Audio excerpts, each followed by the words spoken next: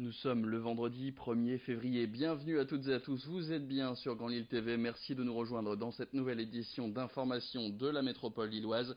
Évidemment, l'une des grandes informations de cette journée, c'est la météo. Attention aux possibles dernières chutes de quelques flocons de neige ce matin, qui seront plus probablement des gouttes de pluie sur le nord et le Pas-de-Calais tout au long de la journée. Ça risque donc de glisser avec les températures négatives de ce début de journée.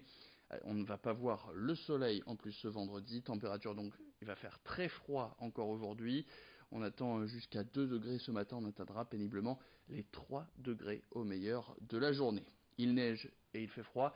C'est un constat que tout le monde partage. En ce moment, qui dit froid dit forcément chauffage.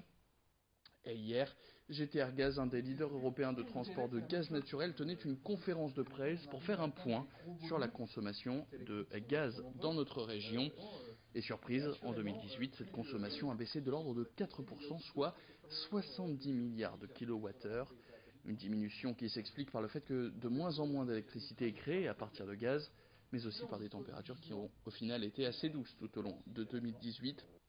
En plus de ce gaz naturel, il en existe un autre qui est de plus en plus utilisé pour produire de l'électricité, c'est le biométhane. Et depuis la fin 2018, 11 sites de production de ce gaz sont raccordés au réseau gazier de la région. Ils produisent l'équivalent de la consommation de 16 000 foyers. Plus d'explications sur cette énergie renouvelable au micro de Marc Ossaï. Le biométhane est une énergie renouvelable produite à partir de déchets, de sous-produits. Beaucoup de bénéfices se dégagent de cette énergie en termes d'économie circulaire, en termes de développement économique, en termes de complémentarité pour le monde agricole. Et tout ceci correspond à un enjeu fort de développement aujourd'hui en termes d'emploi. La région, l'ADEME des Hauts-de-France a identifié à terme la potentialité de créer 11 000 emplois pour cette nouvelle filière. C'est une cible à terme, donc vers 2030. Resto Chaud, le site des restaurants du cœur à Lille qui accueille les gens de la rue, a un nouveau local. Il a été d'ailleurs inauguré ce mercredi, auparavant situé gare Saint-Sauveur. Il se trouve désormais rue des Postes. L'ancien local va lui être détruit pour laisser place à une nouvelle tranche du projet Euralille. Et c'est donc dans ce local refait à neuf que 150 repas chauds vont être distribués du lundi au vendredi tout au long de l'année, excepté au mois d'août. Repas qui viennent tout droit du chantier d'insertion cuisine de Waterloo. Alors dans ce nouveau local, les bénéficiaires pourront y manger assis, ce qui n'était pas le cas avant. Nouveau local qui vient donc remplacer un site aux conditions d'accueil et sanitaires plus que déplorables, d'après les mots du président. Marc Gossailly était sur place pour cette inauguration du nouveau Resto Chaud.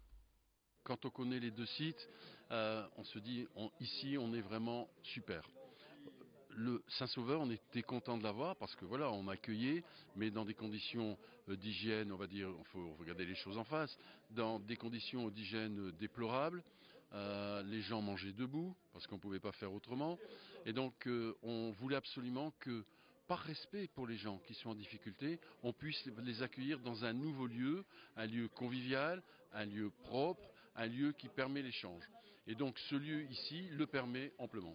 Les repas qui arrivent ici, donc du siège, dans le cadre d'un chantier d'insertion cuisine qu'on appelle, il y a environ 150 personnes. Alors ça varie un peu selon les jours, selon les périodes, mais en gros, on a une moyenne de 150 personnes qui viennent prendre leur repas ici tous les soirs. Autre actualité de la région, cette lettre ouverte de plusieurs syndicats pour Xavier Bertrand, le président du Conseil régional des Hauts-de-France. CGT, CFDT, FA, UNSA, SUD et FSU dénoncent une diminution des effectifs au Conseil régional avec près de 800 suppressions de postes depuis 3 ans et l'arrivée de Xavier Bertrand à la tête de la nouvelle grande région. Des syndicats qui relèvent aussi la précarisation des contrats, notamment dans les lycées, ce qui entraînerait selon eux une baisse de la qualité du service public. Enfin, dernier point souligné, une augmentation d'arrêts maladie et de démissions dans les services, preuve d'un climat social dégradé. Dans cette lettre, les 6 syndicats demandent donc une rencontre avec Xavier Bertrand. Le président de la région les a depuis renvoyés vers la vice-présidente du personnel, Brigitte Fourré, et propose une entrevue fin mars. Trop tard pour ces syndicats qui ont d'ores et déjà annoncé le boycott des prochaines réunions techniques. Le point sur la situation au micro d'Étienne Gunaï. On boycotte parce que de toute façon elles sont vides de sens. C'est dans l'intérêt des agents qu'on fait cette démarche, c'est-à-dire pour interpeller Xavier Bertrand, pour lui dire rendez-vous compte, vous avez le même travers qu'Emmanuel Macron au niveau national, vous vous coupez des corps intermédiaires, vous prétendez être en prise directe avec les agents, alors que les agents, comme dans la société, ils se détournent de vous parce qu'ils n'ont plus confiance dans vos propositions et dans votre manière de gouverner. C'est pareil à la région. Le président de région dit, commencez à discuter avec le DGS, le directeur général des services, on se verra après. Il n'a manifestement pas compris le message. C'est-à-dire qu'on ne veut pas quelque chose qui soit statique, on veut pouvoir dialoguer en dynamique avec lui. Et puis, après avoir supprimé la subvention d'un montant de 130 000 € à la Maison de la Photographie, à l'île-Fives, la ville refuse de nouveau la demande de subvention qui a été faite cette année par l'association, dossier qui a été rejeté le 24 janvier dernier par la commission culture de la ville de Lille, ville qui a donc exclu ce dossier de l'ordre du jour des débats du conseil municipal prévu aujourd'hui. Une décision contre laquelle s'insurge Olivier Spielbout, le directeur de ce lieu culturel ouvert en 1997. Il a depuis fait une demande officielle de mise à l'ordre du jour de son dossier de subvention par son avocat pour erreur manifeste d'appréciation, rupture d'égalité devant la loi et détournement de pouvoir. Si sa requête n'est pas prise en compte, il engagera une requête auprès du tribunal administratif contre la ville de Lille. Sans cette subvention, la Maison de la Photographie est en danger. Idil Gunay a rencontré Olivier Spielbout. Les raisons, elles sont illégitimes parce que c'est à peu près les mêmes que celles d'il y a un an. C'est que la Maison de la Photographie ne serait pas soutenue par l'ensemble des collectivités, ce qui n'est pas vrai puisqu'en 2018, l'ensemble des collectivités, l'État, le département, la métropole, la ville de Lille, la région et même la ville de Marcq-en-Barœul ont soutenu la Maison de la Photographie.